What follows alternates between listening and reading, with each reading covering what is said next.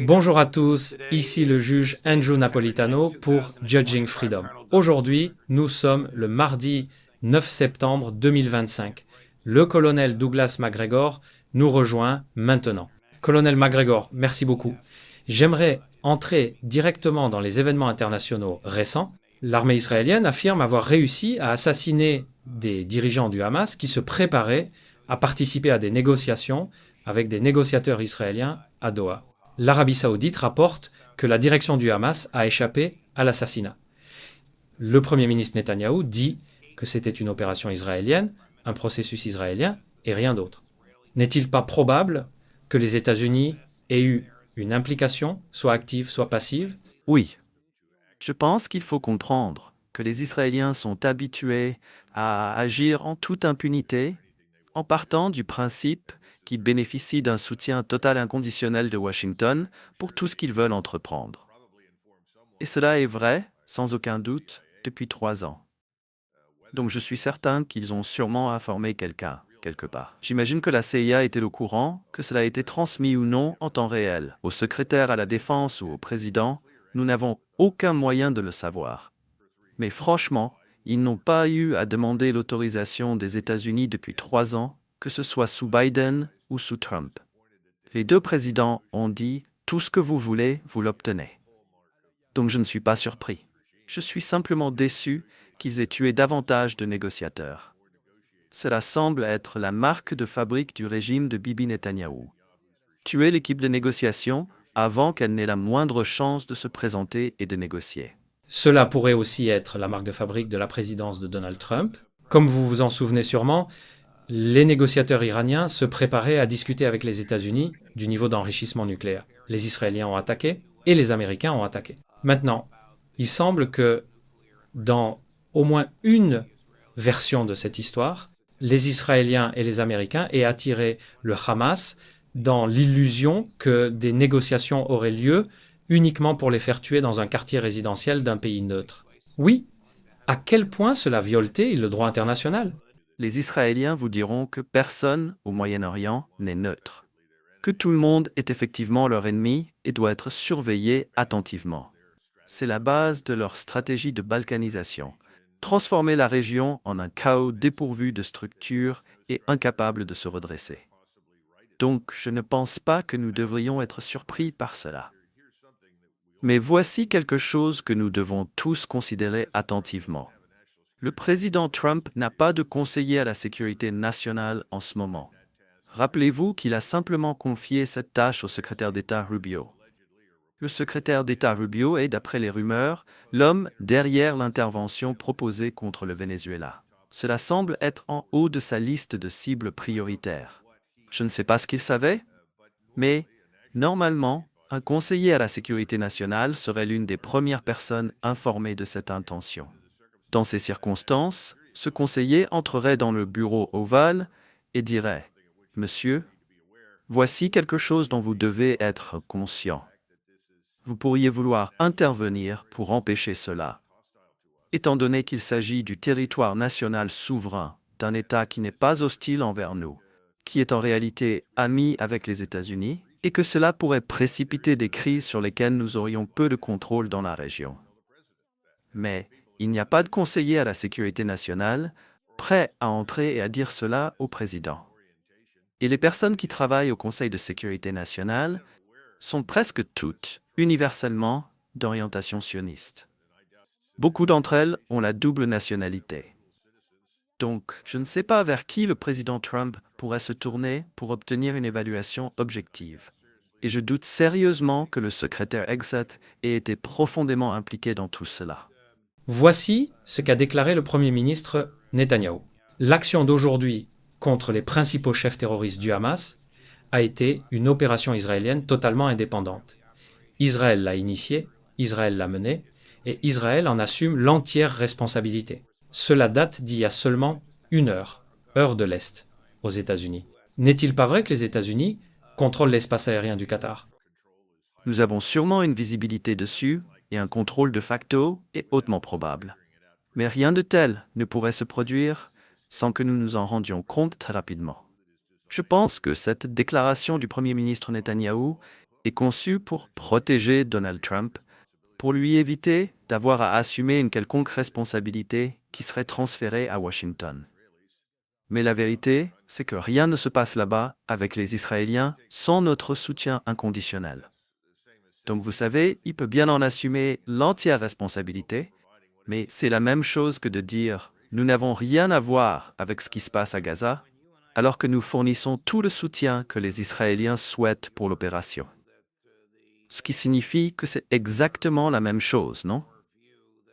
Lorsque vous et moi avons parlé la dernière fois, vous étiez convaincus que les Israéliens se préparaient à une attaque contre l'Iran. Ressentez-vous toujours la même chose? Oh, absolument. Il n'y a aucun doute à ce sujet. Nous envoyons du matériel de soutien critique à Israël en préparation de cela. Personne ne sait exactement quand cela aura lieu.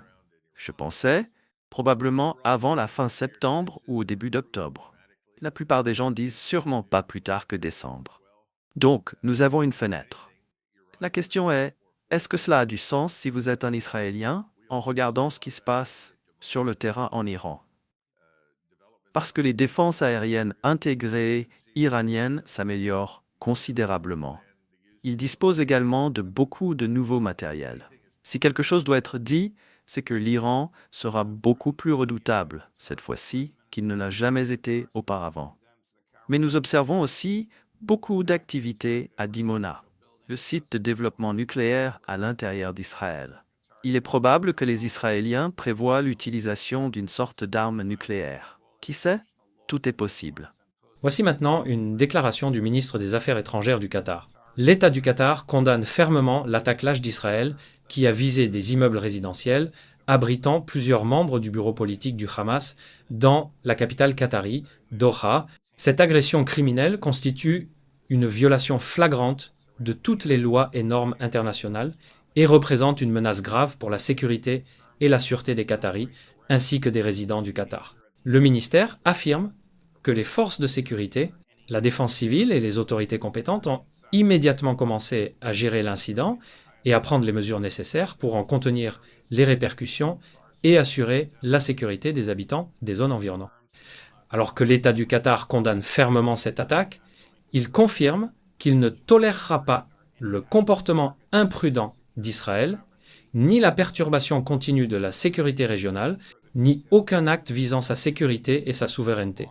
Des enquêtes sont en cours au plus haut niveau et des détails supplémentaires seront annoncés dès qu'ils seront disponibles. Le Qatar a-t-il fourni un forum neutre pour les négociations entre le Hamas et Israël?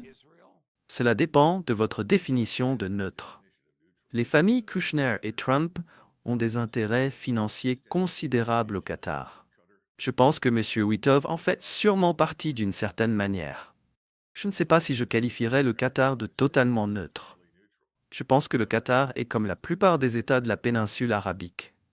Ils voudraient simplement voir cette guerre entre Israël et les Palestiniens prendre fin, mais ils ne vont pas se mettre en danger pour aider les Palestiniens ou leur apporter une quelconque assistance.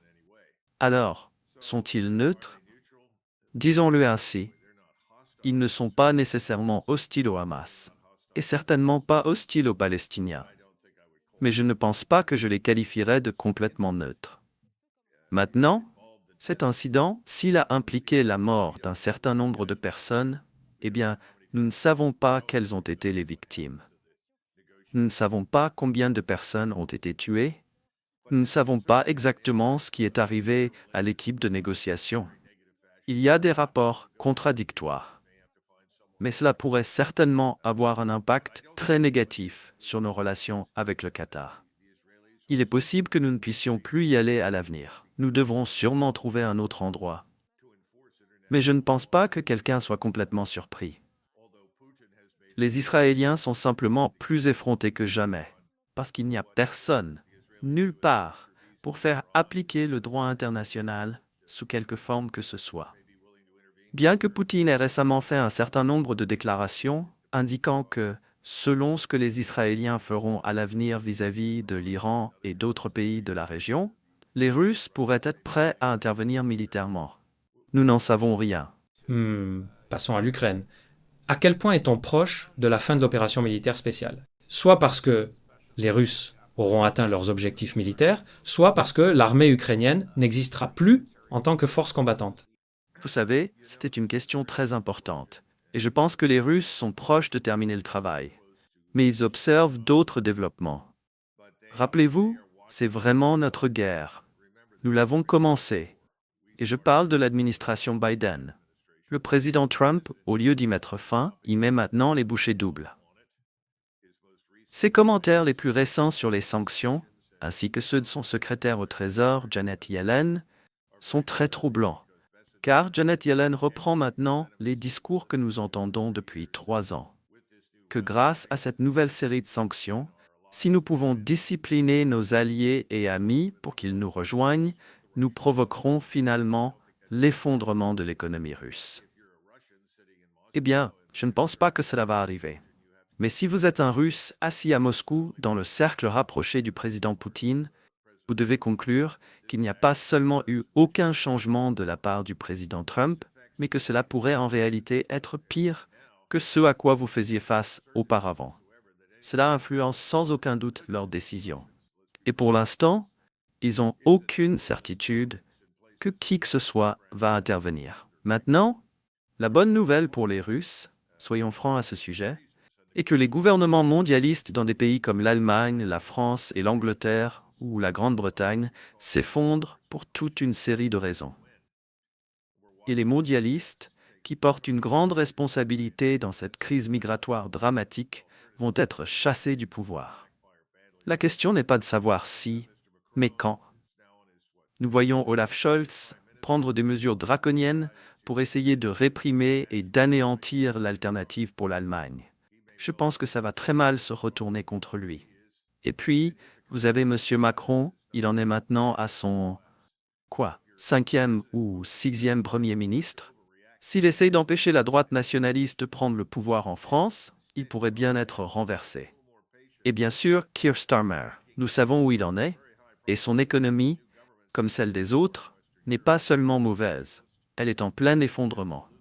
Donc si vous êtes le président Poutine, vous devez être prudent de ne pas réagir de manière excessive face à nous et à notre folie, et probablement faire preuve d'un peu plus de patience, en misant fortement sur la très forte probabilité que les nouveaux gouvernements qui prendront le pouvoir en Europe de l'Ouest seront nationalistes et absolument désintéressés, de quelque manière que ce soit, de soutenir une guerre contre eux. Le président Poutine est connu pour sa patience, mais acceptez-vous la thèse selon laquelle il n'est pas patient par vertu, mais parce que son objectif est l'élimination méthodique de l'armée ukrainienne, afin que la Russie n'ait pas à revivre cela, du moins pas avant une autre génération? Oh, c'est vrai.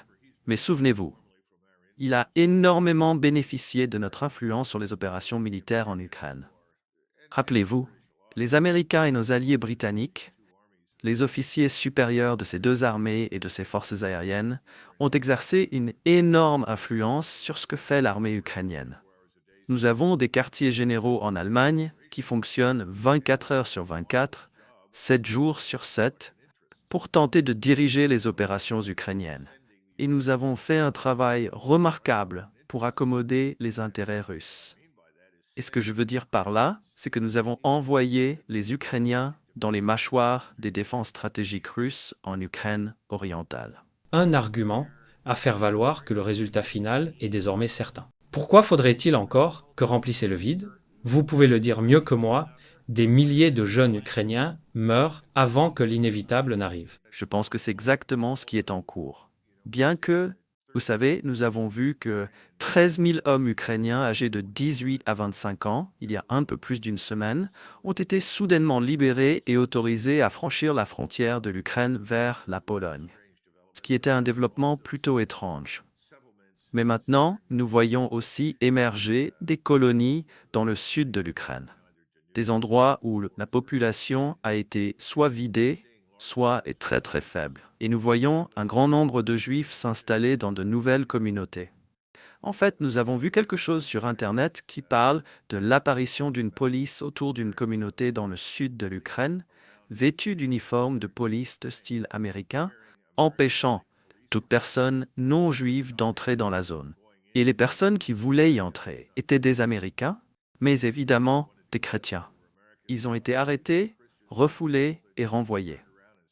Nous avons toujours entendu parler de ce désir de créer un autre grand Israël dans certaines parties de l'Ukraine où, avant la Seconde Guerre mondiale, se concentraient de grands nombres de Juifs, en Ukraine, dans une partie de la Pologne et dans le sud de la Biélorussie. C'est très étrange. Est-ce que cela fait partie du plan plus large, financé par des gens comme Larry Fink et d'autres, pour créer cela? Est-ce une extension d'Israël tel qu'il est aujourd'hui? Je n'en ai aucune idée. Mais il va sans dire que j'ai trouvé très étrange de voir une force de police qui ressemblait à la police de l'État du New Jersey, insistant sur le fait que si vous n'étiez pas juif, vous ne pouviez pas entrer dans la zone. J'ai trouvé ça très étrange. Je ne sais pas ce qui se passe. Mais clairement, le nombre d'hommes ukrainiens est à un niveau historiquement bas. Imaginons que l'armée ukrainienne rende l'âme d'ici la fin de cette année. Selon vous, qui ou quoi dirigera le gouvernement dans les parties de l'Ukraine qui survivront à l'acquisition russe? Bien, je suis sûr que vous avez écouté Viktor Orban en Hongrie. Il a prononcé un discours tout récemment, il y a quelques jours, et il a dit qu'en coulisses, il y a des discussions sur 3 zones. Une zone en Ukraine, l'Ukraine orientale, appartiendrait à la Russie. Ensuite, il y aurait une zone intermédiaire qui serait en fait une zone neutre. Et enfin, à l'extrémité ouest de l'Ukraine, il y aurait une soi-disant zone ukrainienne européenne. Et il se demandait si ça pourrait fonctionner, mais il a suggéré que c'est en discussion. Eh bien, je peux vous dire d'emblée que si nous pensons que les Russes vont tolérer l'émergence d'un soi-disant gouvernement ukrainien occidental, ouvert à l'influence et au pouvoir militaire européen, ils se trompent lourdement. Cela n'arrivera pas. Vous franchissez aujourd'hui la frontière de l'ouest de l'Ukraine et vous vous dirigez vers Lviv, dans ce qui était autrefois la Galicie méridionale. Et vous serez anéanti par Iskander ou tout autre moyen que les Russes voudront utiliser. Donc, je ne vois pas cela se produire, mais j'ai trouvé intéressant qu'il l'évoque et je suis sûr qu'il parle avec sincérité. Vous avez donc toujours des gens qui cherchent des moyens de diviser cet enfant, qui maintient l'orteil de l'OTAN dans l'eau. Ça n'arrivera pas. Cela ressemble étrangement au plan du général Kellogg d'il y a quelques mois. Je veux dire, nous savons, voici Dmitri Peskov, il y a 2 jours, Chris, coupe numéro 1. Mais pourquoi l'Ukraine n'aurait-elle pas le droit, du point de vue de la Russie, d'inviter qui elle veut, quels que soient les soldats qu'elle souhaite sur son territoire? Nous considérons que la présence de forces internationales ou de forces étrangères ou de forces de pays membres de l'OTAN sur le sol de l'Ukraine, à proximité de nos frontières, constitue un danger pour nous. Ainsi, selon notre compréhension, cela ne nous aidera pas à nous rapprocher de la solution du conflit ukrainien. Mais pourquoi l'Ukraine n'aurait-elle pas le droit, du point de vue de la Russie, d'inviter qui elle veut, quels que soient les soldats qu'elle souhaite sur son territoire? Je veux dire, la Russie invite des troupes nord-coréennes. Alors c'est un danger pour nous. C'est un véritable danger parce que nous sommes un ennemi de l'OTAN, écrit dans les documents de l'OTAN. Nous ne pouvons pas nous le permettre et nous ferons tout ce qui est nécessaire pour assurer notre sécurité. Cela est absolument cohérent avec les déclarations publiques sur le même sujet du président Poutine et du ministre Lavrov. M. Rosenberg, qui travaille pour la BBC, n'est rien d'autre qu'une extension du gouvernement Stormer et de la communauté globaliste occidentale. Il est fondamentalement hostile et anti-russe. Donc sa question n'a aucun fondement. En fait, nous avons créé ce monstre en Ukraine et l'avons lancé contre la Russie. Les Russes ont répondu. Les Russes ont gagné la guerre et ils ont dit qu'ils ne toléreraient aucune force étrangère sur le territoire ukrainien. C'est pourquoi moi, et des gens comme l'ambassadeur Freeman, ainsi que beaucoup d'autres, et je pense que John Mayer aussi, avons parlé de la solution de l'État autrichien.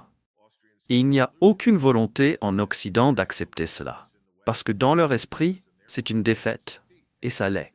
C'est une défaite pour l'Occident. Parce que l'Occident a déclenché cette bombe, a ouvert cette guerre, et maintenant, cela aboutit à la destruction effective de l'Ukraine en tant qu'État-nation. Et ils essayent de se relever pour pouvoir dire, effectivement, voyez, nous n'avons pas vraiment perdu. Nous avons une partie de l'Ukraine. Ça n'arrivera pas. Absolument hors de question. Impossible. Et encore une fois, c'est l'une des raisons pour lesquelles je pense que le président Poutine observera attentivement ce qui se passe à Paris, Londres et Berlin. Parce qu'à mesure que ces gouvernements s'effondrent, vous allez finalement obtenir de nouveaux gouvernements nationalistes. Quand je dis nationalistes, je parle d'Allemagne d'abord, de France d'abord, de Grande-Bretagne d'abord, des gouvernements qui se préoccupent de leur population, de leur bien-être, et qui ne sont pas intéressés à mener une guerre dans un territoire lointain, dont ils connaissent très peu et dans lequel ils n'ont aucun intérêt direct. Mais Rosenberg est un bon porte-parole pour le camp globaliste, et c'est ce qu'il faisait. Il eut quelque chose de bon, quelque avancée vers la paix, réalisée par la rencontre Poutine-Trump en Alaska? Non. En fait, plus vous y repensez, plus vous concluez qu'il s'agissait d'un autre moment de télé-réalité pour le président Trump. Ce que le président Trump voulait, ce n'était pas une réunion qui produirait des résultats tangibles et concrets, parce qu'il n'y avait évidemment aucune préparation ou étude avant la tenue de la rencontre. En fait, il y a quelques jours, le président Poutine a été interrogé « Seriez-vous disposé à rencontrer à nouveau le président Trump ?»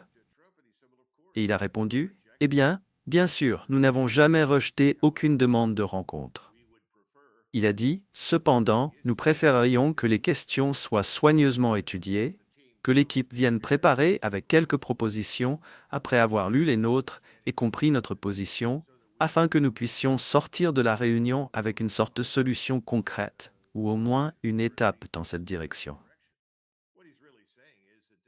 Ce qu'il dit réellement, c'est que cette rencontre était vide. Elle n'a duré que quelques heures, parce qu'il n'y avait rien à discuter. Les Russes ont répété et réaffirmé leur position, et nous sommes restés là, immobiles, devant eux, supposant que les Russes seraient tellement impressionnés par les avions de chasse sur le tarmac et le survol par le B-2, qu'ils capituleraient soudainement à tout ce que nous voulions. Je pense que le président Trump est encore illusionné dans sa perception de notre position dans le système international face à la Russie et au reste du monde. Je ne sais pas comment résoudre cela, parce que je ne vois personne venir lui exposer les faits. Je ne le vois tout simplement pas. Revenons à Israël, plus de nouvelles. Des responsables américains ont donné le feu vert à une opération qatari visant le leadership du Hamas. Des responsables israéliens disent au Post que le gouvernement Netanyahou est en guerre avec lui-même. C'est comme si cela contredisait totalement ce que le bureau du Premier ministre Netanyahou avait publié une heure auparavant. Des responsables israéliens ont dit au Jerusalem Post que les États-Unis connaissaient l'attaque à l'avance et l'avaient approuvée. Aucun commentaire n'a encore été fait par un responsable américain. Deuxièmement, le prince héritier saoudien Mohammed bin Salman soutient pleinement le Qatar après l'attaque israélienne et avertit des conséquences dramatiques. Qu'est-ce que cela pourrait signifier? Dans son cas, il est difficile d'imaginer. Je veux dire, ces petits États de la péninsule arabique sont largement impuissants. La seule chose qu'ils pourraient faire, c'est intervenir pour soutenir Erdogan et les Turcs. Les Turcs se trouvent dans une situation économique très difficile. L'inflation est à nouveau hors de contrôle. Ils sont pratiquement en faillite. Donc ils pourraient intervenir et soutenir Erdogan, parce que le seul État de la région ayant le pouvoir militaire d'agir contre les Israéliens en défense des Palestiniens est la Turquie. Donc c'est la seule chose qui me vient à l'esprit. Maintenant, je suppose qu'au vu de ce que vous venez de dire, et je suis sûr que vous avez raison, je ne pense pas que le gouvernement israélien soit en guerre avec lui-même. Sûrement, mais je ne pense pas. Je pense que Bibi Netanyahou a clairement indiqué au président Trump et à la Maison-Blanche « Écoutez, je prends la responsabilité de cela. Je dirais que nous l'avons fait nous-mêmes. Ne vous inquiétez pas. Je suis sûr que cela a été discuté sous une forme ou une autre. Évidemment, cela ne fonctionne pas pour les raisons que vous et moi avons déjà évoquées, n'est-ce pas? Ils entreprennent beaucoup de choses sans nous. Et la réponse est qu'ils ne le peuvent pas. Mais cela fait-il vraiment une différence pour l'administration Trump ou pour ce qui est du Congrès? Voyez-vous, nous revenons au Parti uni. Il n'y a maintenant aucune différence entre les opinions, attitudes et comportements du président Trump et ceux de Biden. Aucune exacte, malheureusement, mais exacte. Avant de conclure, je veux dire, c'est encore plus absurde. Au cours du week-end, le secrétaire Rubio a annoncé que le département d'État allait examiner les réseaux sociaux, des candidats à un visa venant d'Amérique latine pour vérifier s'ils collaborent secrètement avec le gouvernement chinois. Où diable cela va-t-il et d'où cela vient-il, à part la paranoïa de Rubio concernant tout ce qui touche à l'Amérique latine? Écoutez, je ne sais pas. Je veux dire, la Chine est le grand méchant dans le Beltway. Si vous voulez pointer un problème quelconque, la Chine était derrière. Chine, Chine, Chine. Vous vous souvenez quand le président Trump s'est présenté pour la première fois à l'élection en 2016? Il se tenait là et disait « La Chine, la Chine ». Eh bien, nous revoilà avec ces absurdités. Vous savez, et nous étions tous les deux à la conférence RPI, et j'ai dit tout le monde doit accepter la réalité. Les Chinois ne se comportent aujourd'hui pas différemment de la manière dont ils l'ont fait au cours des 2000 dernières années. Et j'ai appris cela lorsque j'étais au Japon et en Corée. Ils ont dit « Voyez-vous des Chinois dans nos universités, dans nos laboratoires, dans nos centres de génie industriel ou ailleurs ?» J'ai répondu « Eh bien, je ne sais pas. » Puis j'ai dit « Non, il n'y en a pas. » Que faites-vous alors? Les Chinois ont cette compréhension ancienne, si vous voulez l'appeler ainsi, ou cette procédure établie. Lorsqu'un Chinois quitte la Chine, s'il trouve quelque chose qui a de la valeur, une réelle valeur que la mère patrie pourrait utiliser, c'est son devoir soit de l'acheter, soit de le voler, et de le ramener chez lui. Tous les étudiants chinois qui viennent aux États-Unis comprennent cela.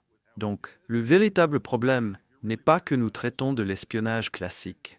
Nous traitons d'une culture et d'un mode de vie qui, franchement, n'est pas compatible avec la manière dont nous faisons des affaires. Et si vous êtes vraiment préoccupé par ce genre de choses, alors renvoyez-les chez eux, vous savez, ou limitez le nombre qui arrivent et vérifiez-les attentivement. Mais en ce qui concerne l'Amérique latine, cela me semble être une manière détournée de punir quelqu'un là-bas qui a décidé de conclure un accord au Brésil, au Pérou, en Équateur, en Colombie, au Venezuela ou ailleurs avec les Chinois. Je veux dire, nous savons maintenant que les Vénézuéliens mettent en place des arrangements avec les Chinois pour venir au Venezuela, réparer et restaurer l'infrastructure pétrolière et gazière, en échange de quoi, évidemment, les Chinois s'intéressent au pétrole et au gaz. Cela ne se limite sûrement pas à cela, et tout le monde est en colère à ce sujet. Mais ce que nous oublions de souligner, c'est que nous pourrions faire la même chose avec les Vénézuéliens. Nous sommes ceux qui avons décidé que le gouvernement vénézuélien est inacceptable pour nous. Nous sommes ceux qui refusons de leur parler. Nous sommes ceux qui insistons sur un changement de régime et continuons à essayer d'installer notre marionnette. Tout cela doit cesser. C'est une perte de temps. Ces pays ne vont pas changer radicalement sur la base de menaces de notre part ou par notre intervention militaire, comme nous l'avons appris. Mais nous ne voyons pas les choses ainsi. Donc, au lieu de nous comporter rationnellement, nous faisons exactement ce que vous venez de décrire. Et je suppose que c'est le secrétaire Rubio qui agit dans son rôle de sécurité nationale. Je ne sais pas.